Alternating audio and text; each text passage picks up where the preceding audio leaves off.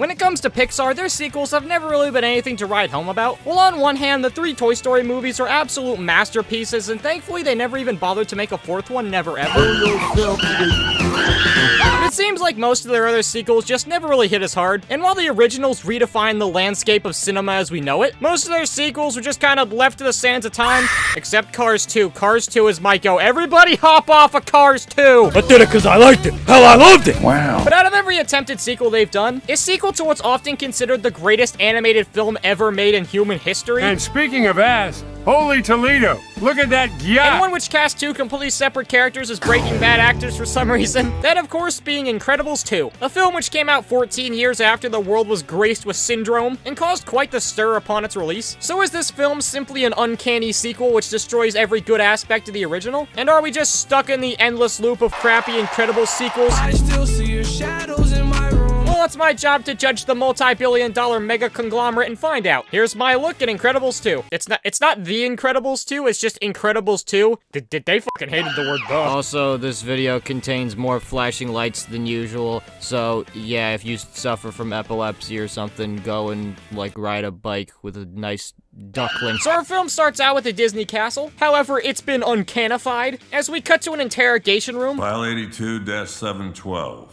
Agent Rick Dicker interrogating. His name is Dick. Clinton Speed. As none other than Tony Reidinger is being asked some very important questions. Tony Ranger. Smacked a girl on the ass. Oh, he must have been booking it. How fast were you going? Relating to the end of the first movie where he talks about Violet, where out of nowhere the giant mega underminer of Death Machine shows up, killing Flo from Cars in the crossfire. Drive this thing like you got some sense. I'm bumping all over the road, fool. And as he sees the Incredible family up and at it, we finally see them get to fight the Underminer after 14 years. As long as you don't count that video game that people rented from like a Redbox. I'm a really big fan of the exact moment in 2023 where Redbox ceased operations because now there's a bunch of Redboxes that don't have any stock, but they have the whale advertised right on the front of it. And as Violet gets all pissed off, she throws her mask at the ground. Oh, fuck. And Big Papa Tony runs away out of plain fear. And as he tells Mr. Dick, voiced by Kid Named Finger, I'm not having sex with you right now, Walter. that he wishes he could just forget he ever saw her without her mask, our boy gets suction cup man.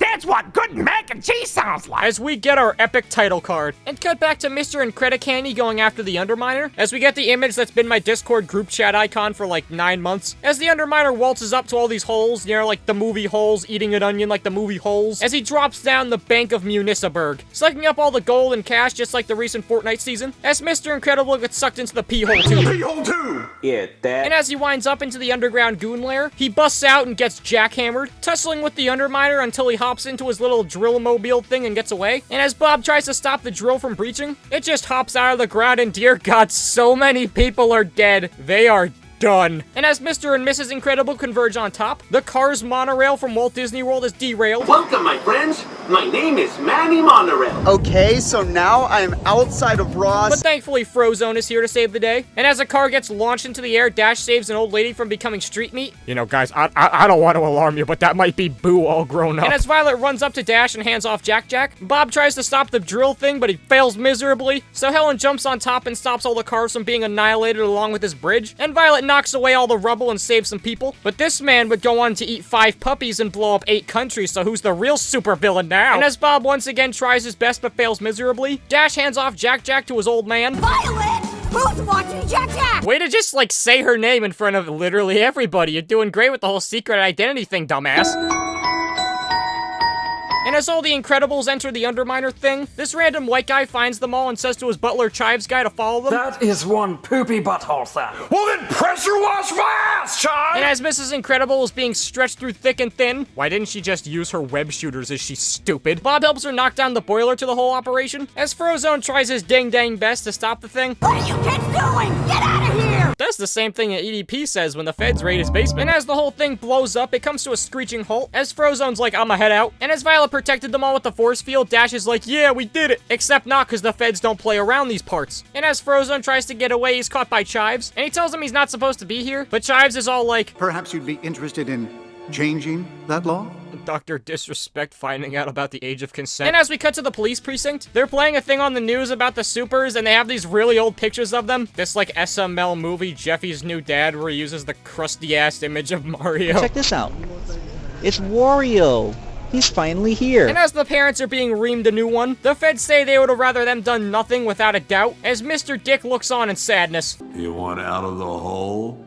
First, you gotta put down the shovel. You and your pride and your ego. And as they're in the armored van back home, Violet tells her dad that Tony Ridinger saw her without her mask, so he lets Dicker know when they hit up the motel. And as they're about to leave, Dicker tells them that the superhero protection program has been shut down, and now they've only got 2 weeks in a motel until they're homeless. And as they say their goodbyes and he leaves anew, they all sit down to eat their epic Chinese food. Yum yum cookie. Okay, the cookie, yum yum. And when Violet asks if they're gonna talk about the elephant in the room, they all start arguing about how poorly the afternoon went. Son, go to bed. Please stop watching Cars 2 at 4:28 in the morning. You have school tomorrow. It defines who I am. And we get this heated moment where Dash asks if they did anything wrong. Yeah. And we get this heated moment where Dash asks if they did anything wrong. And Helen and Bob go back and forth on the ethics of this superheroine. Otherwise, it's chaos. Which is exactly what we have. Cookie, yum yum. And as the gang wallow in sadness, Bob and Helen go out to the iconic Incredipool, where Bob says that he needs to find a new job in order to keep the lights on. However, none of that matters because our boy is in the house. I love you, Frozone. Buy your Frozone wherever toys are sold. Honey, where's my super suit? You win it, you dumb And as Nick Fury comes over to Mr. Incredible to tell him about the Bob Iger initiative, which is not entirely a joke because he actually tells them that there's a business tycoon who wants to talk with the three of them about a potential superheroic mission or something or other, because that went really well the last time someone approached them to do that. Quiet, I'm watching my iPad. And he apparently wants to meet with Frozone and the gang tonight, so the dynamic duo kiss their children goodnight, and cut to the iconic Dev Tech Tower, where the cab driver tries hitting on Frozone but is denied. You cannot tame the wild beast. And as they head up the elevator from Winter Soldier, farmers' trees are full of fruit, and the barns are full of hay. We get the best part of the entire film. I love Sigmas! The edging, the mewing, and rizzing up yachts. Saul Goodman. But you can call me Slippin' Jimmy like my brother Chuck. Mr. Edgeable. My father was a legendary looksmaxer named Baby Gronk. He even rizzed Livy Dunn. As we meet Winston Dever, who's voiced by Saul Goodman, and that's probably the thing this movie is remembered for most nowadays. Just call anonymously. You call anonymously! And he starts singing the iconic theme songs of our heroes, as his tardy sister Evelyn walks in with a bunch of blueprints like Max from The Amazing Spider-Man 2. And then he starts explaining a bunch of lore about his late father, who donated to the superhero causes and was the hugest Marvel fan of all time. And he had phones linked directly to Gazer Beam and Phyronic. Look, all I'm saying, Syndrome went right after the guy with gay in his name. What do you hate, Syndrome? But one night they broke into Luigi's mansion, and when he tried to call Gazer Beam and Phyronic, there was no answer, leading to both of them being shot in this really funny frame that looks like Saul Goodman. And Evelyn's like, oh man, Jeffy's endless ethos is a thing that should definitely exist. I disagree strongly. I can break through walls. And he explains how the two of them took over the company, and he brings the heroes into this room and says everything's about perception, and how the media and the big bad governments just wanted everybody to see the supers in a bad light today. Governments. And that using their state-of-the-art tiny cameras like the Truman Show, and that with their combined strength, they can make superheroes legal again. They say that in the movie, like, okay. I'm gonna come. That's one more thing that Incredibles 2 and Sharknado 5 have in common. Back home, we're trying to make America great again. And when Bob's all rare and ready to go, he's told that Elastigirl's their best play. And he's all confused because he's like, let me in, coach, let me in, come on, let's do it, come on, let me in, coach. Andy Reid! Marvin, I'm the fucking killer. But Winston tells them that the cost analysis report says that he's too messy. I mean, heavyweight problems need heavyweight solutions. Yeah, there you go, there, big boy, big boy, come on, big boy. Andy Reid, you came to save me. He tried calling Brandon Rogers, no answer. He tried calling Michael Kovac. No answer. If Vivzy Pop wasn't forced to go underground, none of this would have happened. Or she could have stopped making Valentino merchandise. I disagree strongly! And when he asks Elastigirl what she says, ugh. And we cut back to the Has-Been Hotel, and Bob is like, what in the living hell is wrong with you, you stupid bitch? And Helen's like, I want to protect the kids from going to jail. And Bob is like, yeah, we can change the law so they don't go to jail. And blah, blah, blah, they go back and forth, and Bob resorts to going into Uncanny Phase 4. And she convinces him to call up Winston and tell him that she's in, which allows for the Canny family to be transported to a new facility, which is shown to be an awesome new epic mega house. And I'm not making this up. The way Pixar revealed pictures of this house when they were promoting the movie was through a real-life Zillow listing. That is absolutely amazing. One more thing Incredibles 2 and Sonic 1 have in common. Bro, when he took out the key for the Eclipse cannon, every one of us thought it was gonna be an Olive Garden gift card. Why wasn't it the Olive Garden? Oh, my name is Randall, and I am too much to handle. And as Dash runs around, he grabs the remote control and starts messing with the cool water HD ray tracing physics, eventually dropping the couches into like the little pools that are just there, and we get some epic G-Rod ragdoll flipping, which is good. And as Elastigirl tries on a new outfit from Jack Specific, it comes with a note telling her to go and check the garage, to which she sees an all-new Elasticycle. I used to see this thing on the news when I was a kid! And as Elastigirl goes forth since they unvaulted the dirt bikes, she heads on over to the DevTech private jet, and we get this really epic funny spilling the milk humor shot. And as the team look out to the city of New Herbal, awful name for a city, it's probably in Jersey or something, we cut back to the Parr family house, where Violet's asking the hard-hitting questions about how what Helen's being paid to do is still illegal. Hey, the bus is here! EDP looking out his window at 7 a.m. sharp. And as we cut to a random back alley, Elastigirl is sitting there waiting while the other two are in Uncle Grandpa's RV waiting to strike, as the police scanner picks up chatter about a potential threat to the monorail's grand opening. This is a top 10 most disturbing things that have happened at Disney World. And while this is happening, the Parr family is just settling in for the night, just as Bob is about to get his canny time. Well, Dash comes in with this really funny frame that I like a lot, but then we get the iconic scene. That's not the lore anymore, Dad. They want you to read the book about the Mimic. I don't know about the Mimic. Why would they change FNAF? FNAF is FNAF! Wet and slimy with mucus. A perfectly formed spring trap, the size of a healthy newborn infant. But Jack mysteriously got out of his little cradle somehow, and Bob has to go read him his night-night book once more. And as Helen's sitting there waiting for something to happen, she watches the grand opening ceremony commence, and as the train's about to get going, it just plops on down, and it starts going the complete wrong way, making Helen get on that shit. As she chases it down and she runs by the police, who get blocked by traffic, making her have to do her epic stretchy bike ultimate attack thing. Yes, that's what's, yes, girl, yes! And while this is all happening, she gets a very important phone call. Hey, Mom, I can't find my high tops, and Dad can't find them either. Can't talk right now, but look under your bed, okay? How much time? And she jumps from rooftop to rooftop and chases after the train, and she eventually catches up to it going through this tunnel at crazy speeds, and she's in front of the train only to parachute away to get on top of it. But because of that maneuver, now she's gotta blow up her bike. Like, just stay in front of the train. What's wrong with you? Wait for the tunnel. And when she tries to alert the conductor man, he's locked into the brain rot on his iPad. So she has to go and manually disconnect the cars, going into parachute mode and just barely allowing the big passenger section to stop, but not entirely because everybody else is just dangling off the side, which is funny, as the conductor car backshots the rest of the train. And as she goes to have a word with the conductor, he has no memory of what the hell's going on, as we get a cryptic message from the screenslaver. But cut back to more important matters, like Jack being put to sleep, and Bob tries to stick some crap on top of his cage to ensure capture, as he goes over to the main hall, as Violet's sitting there even though she was supposed to be picked up by Tony, as Bob tries talking to her after learning that he didn't even show, but she's like, I don't give a crap, I just want to be alone. That's what the kids call epic fail. Also, Jack escapes somehow, and Bob tries falling asleep with him in his arms, and there's this movie playing about cops and robbers and stuff, so Jack sees a raccoon outside the building and assumes it must be an invader, and then we get the oh-so-funny epic scene from all the marketing and trailers and crap, where he uses his powers that he had, but nobody knows about from the first movie to fight off the raccoon. It's so epic and funny and awesome and McDonald's toy and Reddit wholesome. And as Bob comes out to stop the tussling, he finds out that Jack has powers, which, like, I kind of forgot they just never found out about in the first movie. Campfire.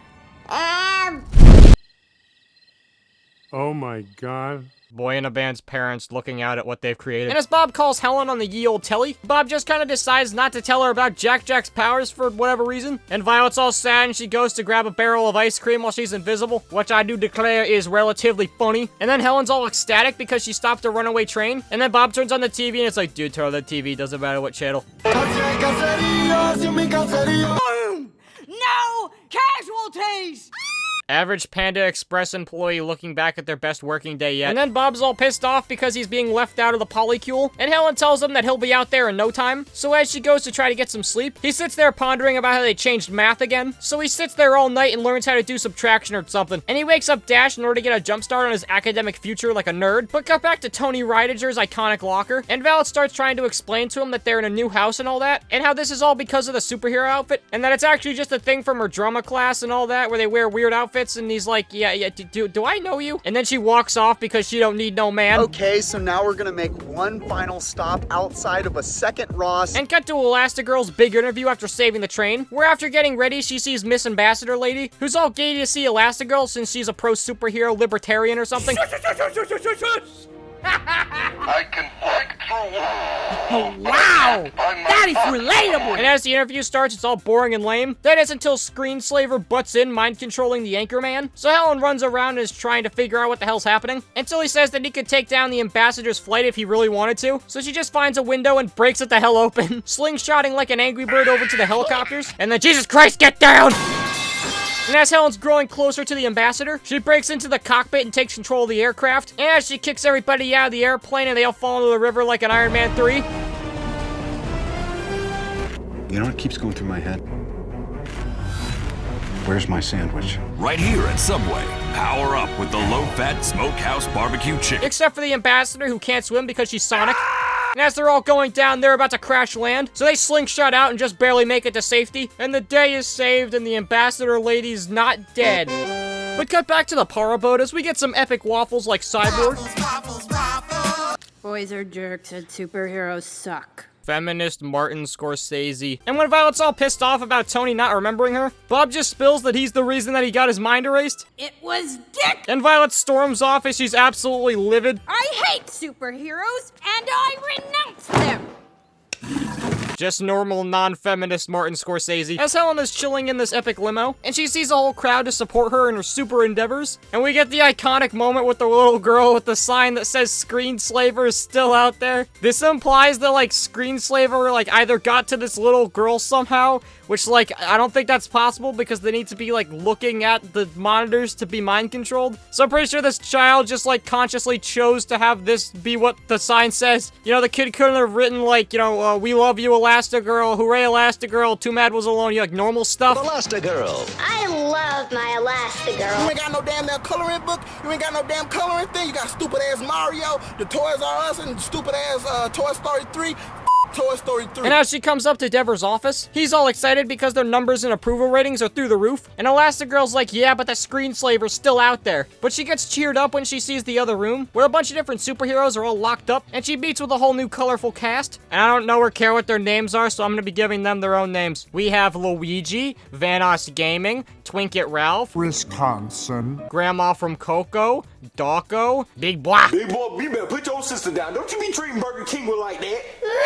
And as they all mingle for a while, Deborah heads off to bed while the two ladies have a little chit-chat. And after some mild bantering about who knows what, they realize they could track Screenslaver by getting another interview with the Chadwick Anchorman tonight. This thing airs tonight! And as we cut back to Bob, he's calling up Mr. Dick and tells him that you done goofed. And he asks for any info about how to fix this. So he tells Bob that Tony works at the Happy Platter, giving Bob a rather epic idea. So they head on over to sit down, to which they get their glasses filled, and then Violet gets a look at the waiter. And as they introduce each other, we get a handshake, where we get the shot where Mr. Incredible says that was canny. And as Violet runs off, we get back to another Chadwick show, to which Elastigirl calls in from a goddamn radio tower, and when it starts playing a cam rip from her suit body cam, Screenslaver interrupts, all according to plan as now they can track his location. So she Spider-Man 2 PS5s all the way over to the beacon, and as she breaks into Shrimp's apartment,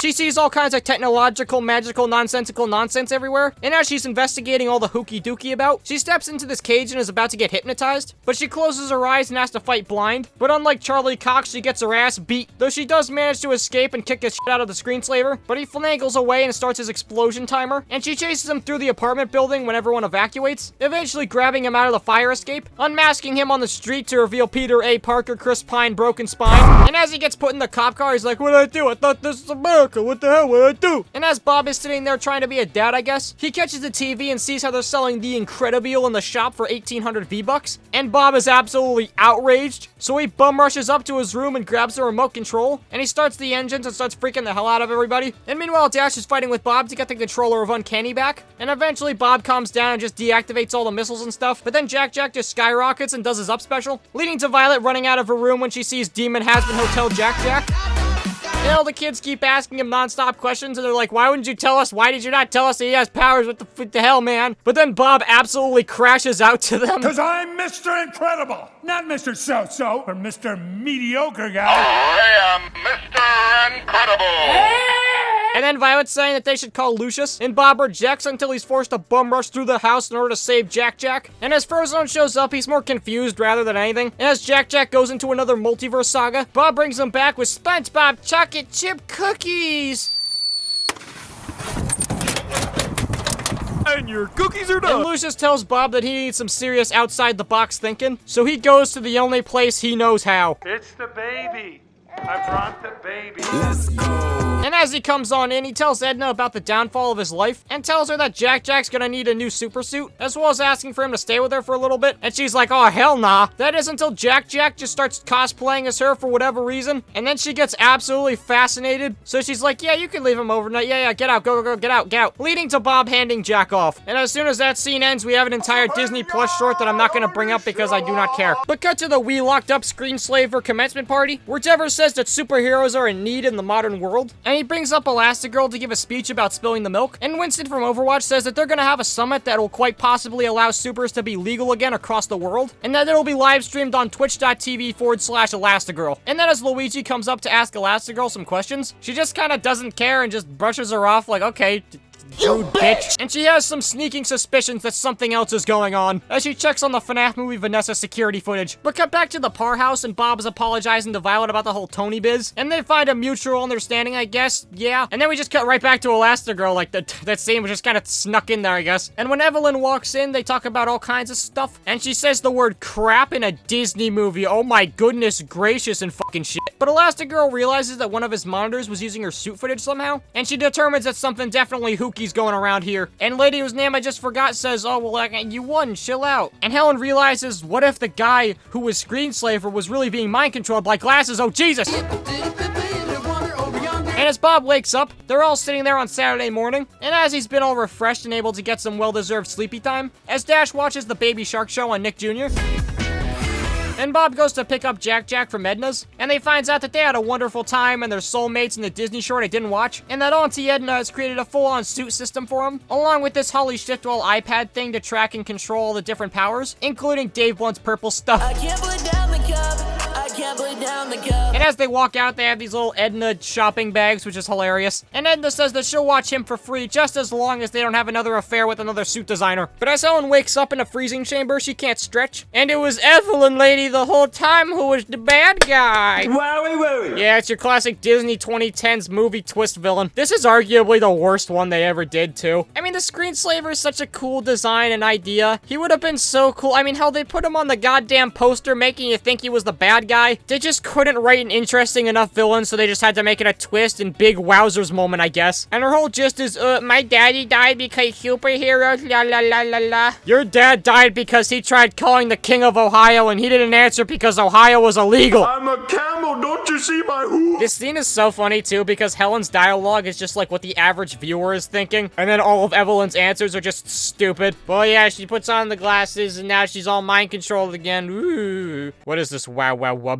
bullshit I see before my very eyes? But go back to the household and they're all testing out Jack-Jack's iconic powers, and the kids learn how to use the dimensional readout portal thingy. Remember that, it'll be important later. And as Bob gets an important ring on the telephone, he's told that Elastigirl is in danger, so he calls up Lucius and tells him to watch the kids, as he heads out and goes to the iconic DevTech cruise ship, which I was supposed to mention earlier but didn't, and the kids raid their parents' bedroom, taking all kinds of super gear. And as the misfits try to get the kids to come with them, Lucius shows up and tells them that Dever sent him to protect the kids, and they're like, well, he told us to bring you in too. Hey. And as the fight scene starts, they're trying to get into Lucius's car, but they don't last too long as they get swamped by all the supers, and when all hope seems lost and they're about to be incarcerated, they're saved because the Incredible bitches!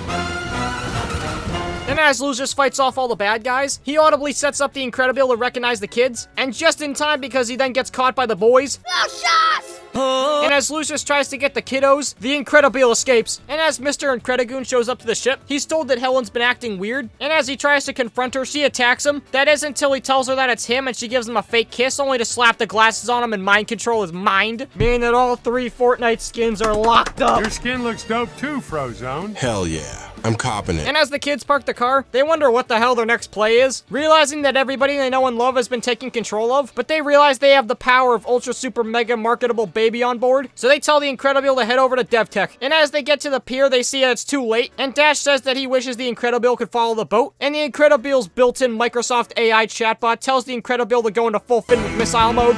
As they get over to the boat, and they activate the ejector seats in order to get onto the top. And then cut to the next part on the boat, and it's like, it's just daytime now. Like, I don't know if there was like some time skip here, I'm confused. Like, if it's daytime here, that means they were just like riding around in the Incredible for like 8 hours. The hell. And as the trio sit here in plain silence in the poop deck, Dever's up on top trying to amuse all the ambassadors and congressmen and stuff, and Violet leaves in order to go and help the other supers. However, she trips over a potted plant and leaves all the trail of footsteps like a stupid idiot. So when she's walking down this hallway, she gets caught by Luigi, and the two fight with her just barely getting out of being mind controlled, and she manages to escape and find Dash. Where's Jack Jack? That was a good line. I like that moment. I also like this next part. Hey, little baby, where are your parents? And the trio show up to the signing of the TikTok band or something, and we have what appears to be a British superhero immediately making this movie bad. And as the ambassador lady goes up to sign the Declaration of Independence, fuck you, British guy, we have the hashtag awkward elevator scene. Gotcha! That is until they see a flaming Travis Scott skin, and Jack Jack gets all Dave blunted, but Van also overhears and is ready to kick ass, getting joined by Luigi and Big Blah, who tries crushing him from the air vent. That is until Jack Jack becomes the big... I really like the animation of him. This is really good. And as we cut to the signing, which is just concluded, why did Evelyn wait this entire time to have her plan go into effect? Like, why did she wait until after the whole thing was signed? What? But she starts mind controlling everyone in the room, and Elastigirl starts blabbering about stuff. And as they do some epic analog horror goofy moments, in order to scare the public into thinking that they're gonna start some sort of superhero civil war thing, and after that they break into the bridge and start wreaking havoc, and set the boat to crash land into the city, even though it was SpongeBob and Patrick the whole fucking time. And as Jack Jack shows up for no reason, the other kids follow as they're about to done get goofed, until Jack Jack floats over to Helen, who uses his like mind telepathy to free Elastigirl, and once she realizes, she quickly frees the other two. I just came out of the magical pony world. I swear to God, I don't know where the hell I was at. And she's all proud that the kids came and saved them, and Helen spills the beans about who the screenslaver really is, and Violet gives Helen her iconic red super suit so she can be marketable for the final battle, and they're all rambling and arguing to each other until the Reject Club enters the room, and Helen sees Jack Jack turn into Black Griffin, and she's like, what? Jack Jack knew his wife when she was 13? But there's no time as she fights Luigi, and Dash fights Germa, and Bob fights Twinkit Ralph, and they quickly take away all their glasses except for Vanos, who grabs Dash and flies away, so Violet uses the new Jack Jack mythic to snipe him, and as Evil Lady grabs Chuck's brother in order to bring him to safety. This chicanery? She tries activating the hidden jet that's inside the boat, and all the heroes try splitting up in order to stop the boat and Screen Slut, including Bob, who still has to deal with Big Blah, and Frozone, who tries to slowly stop the boat. And while this is happening, Winston refuses to be a part of this, so he Leroy Jenkins out of there. Are you telling me that a man just happens to fall like that? No, he orchestrated And it. as Elastigirl tells Luigi to get her up to the jet, she just barely manages, failing several times and just barely getting her inside. And Bob can't get into the engine because he's no able to uncrush. What if I said to untouch someone? What do you do? And Helen tries to make it to Evelyn, but is being tossed around the whole cabin. And as all the other boys are on top of the ship, they try to think of a plan. And the kids have the idea to turn the rudder on the outside since they can't get to the engine. So Frozone starts beating the hell out of the ship's side. And Evelyn taunts Elastigirl from the skies as she's starting to get all loopy. And then we get this funny moment where Bob has to go underwater. It's very good. And then Evelyn's telling Helen that she's about to die until she sees a flare gun and just shoots it out to Jesus Christ, she's dead. Now she would be torn to absolute shreds. But then Saul undoes all the mind controlling hypnosises, and the kids debate on whether they gotta pull Bob out of the water, while Helen slingshots and grabs Evelyn out of the plane as it crashes into Nemo's house. And then there's just like 50 billion different things happening all at once, but they all succeed, with Luigi trying to save the iconic double duo from gravity, and Frozone just barely stopping the boat with a mound of snow. And okay, this would have just like encased everybody, like the big goop from the flower ego thing from Guardians of the Galaxy 2, little bro. And as they look out to the crowd as they're being cheered on, like, wouldn't they be getting blamed for all this? Like, they just don't really acknowledge the fact that, like, Evelyn perfectly orchestrated everything and made them seem like the bad guys. And, like, okay, maybe her word will get them out of, like, criminal court, but, like, I think the public opinion of superheroes is probably lower than ever. I know, yeah, and the Incredible shows up, and it's really cool, and, Cybertruck Stinky. And as they all go to the courtroom as they make superheroes legal again, nobody nobody just gonna care about like 2 days ago. But Violet goes up to Tony, who's sitting there reading his book like a British nerd, and they get reintroduced to each other as they get to have that first date after all. And as the whole family gets to meet Tony Reidinger, Violet gets embarrassed as they're about to get dropped off at the movie theater, but when they do, they get to go see Dementia A113. A113 is actually a room at Cal Arts Institute where several Pixar employees were actually taught how to kill puppies. But as they see a robbery in progress, Violet tells Tony to grab the seats and popcorn and she'll be right back, as they all suit up and ignite the all-new Red Incredibile. All because they see a Hatsune Miku on the other side of the map that's gotta go down. And there you go, there's Incredibles 2. Now, I feel like it obviously goes without saying, but this one was never even gonna remotely come close to how good the original was. Creating a sequel to it that was even remotely the same level was never really in the cards, but does this one even remotely come close? I mean, it's alright, like... Well, it is a tad forgettable, and yeah, the villain was really, really bad. As a sequel, I think it builds upon the themes and the plot of the first one relatively okay, and I don't think any of the characters here were assassinated at least, which at this point with these legacy sequels, I'll take literally anything I can get. And the idea of it being more so about the overall fight to get superheroes legal, as opposed to just a villain who wants to kill everybody, is a fair trade-off. But then they put the villain in anyway. Jesus Christ, this is arguably the worst Disney villain of the entire decade. Like, I would infinitely rather have Prince Hans, Callahan, or Bellwether any day of the week. That was his mistake. My name is KJ Miller. I mean, at least you can, like, kind of somewhat understand their goals. But Evelyn's plan is one of the most stupid things I've ever seen in a movie. So she wants to make sure that superheroes never become legal again. But, like, you already have that. It's the status quo. And if your brother's really just pushing to get superheroes legal to an unstoppable degree, then you did the complete opposite to what would have benefited you. You constantly helped him and built all his machines. You could have sabotaged this whole plan so easily from the inside. And the screenslaver, Jesus Christ, the screenslaver. What an absolute waste of such a cool design and idea for a film. Like, they did such a cool job hyping him up, only for it to just end in the most anticlimactic way ever. And I love how by the end of the movie, they realize that she's nowhere near as cool as Screenslaver was. So they tried giving her this stupid, like, villain outfit, and then she has, like, the mask that's from the airplane. It's so dumb. And before any of you say that she's the exact same as Miles Axelrod from Cars 2, you hush. At least they were, like, leading up to there being a suspenseful, like, a big twist at the end. This one just sucks. Huh? Oh, come on! You gotta admit this is cool! But anyway, besides the entire main thread of the film, I think it's pretty good. Each character gets a decent amount of screen time, and they did a good job at giving us a good amount of chemistry and banter between the Parr family. And I think they did a good job recapturing that magic of the chemistry they had in the first film. And surprisingly, this one is hella quotable. I mean, just look at any of the memes that spawned from this one, you'll see what I mean. Plus, I'd say that the ending leaves a pretty nice status quo. Like, I'm gonna be completely honest, I don't think Incredibles 3 is, like, the worst idea ever. It's a universe that could probably benefit from having more screen time, and I think as long as they give us an actual villain and a lot of nice writing between the Parr family, I'll be a happy camper. And I mean, like, when this movie came out, it was absolutely ravaged, simply because everybody had the mentality of, ooh, quick cash grab sequel number 271946. And I mean, like, they're not wrong, but in that same year, we got Ralph Breaks the Internet, which is a movie that just completely destroys the entire universe and all of its inhabitants, and has no regard for the first film's message or anything about it. Cut that out, you're scaring me. Like, I remember back in the day seeing way more people on this movie's ass. It's just a bigger target because that's how the internet worked back then. Big, new, flashy, bad, evil movie incoming that means the end of the world. Can we go and see the Emoji Movie? Like, if my kid ever said that to me, he wouldn't be allowed back in the house. The only difference is back then it was the Emoji Movie, now it's Snow White. One of these makes me want to drive my car off a bridge, the other has TJ Miller, so they both do. But I'm gonna be honest, I think that this era of Pixar films kind of only gets better with time, simply because most of them just weren't really the worst thing ever. They were just kind of made to cash in, but they at least had some new ideas with some of these. So looking back, it's much easier to just talk about the positives, and we can overlook Cars 3 as a mild indiscretion. But onto the animation, it's also bright and colorful, and has that cartoonish chicanery we all know and love, and it's done with animation that actually looks good. You'll find me hard-pressed to say that any modern Pixar movie looks artistically coherent or appealing, simply due to the fact that they've elected to make everything look as hyper-realistic as possible and it's actually putrid. But since this one's based off a film from 2004, you know, when they had Tegrity, they really didn't have a choice but to just make this one look super pretty. The lighting and all the different outfits and everything just looks so nice, and that 50s art style just pairs so perfectly. Say it with me, instead of using modern technology to make everything look hyper hyper-realistic and disgusting. They instead put it towards stylization and crazy colors, and it actually looks good.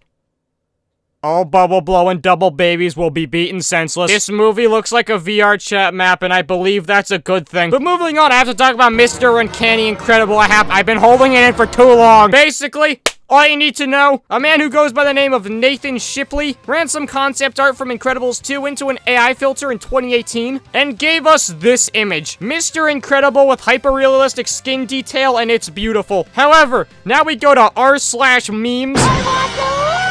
Where Reddit user Paralyzed Parrot 243 created an edit of the image that makes him look rather, dare I say, unnatural. And as of 2021, it became a phenomenon where people were creating all different phases of Mr. Incredicanny, and this shit got deep. There is a 4-hour video where Mr. Incredible gets over 1,000 phases deep.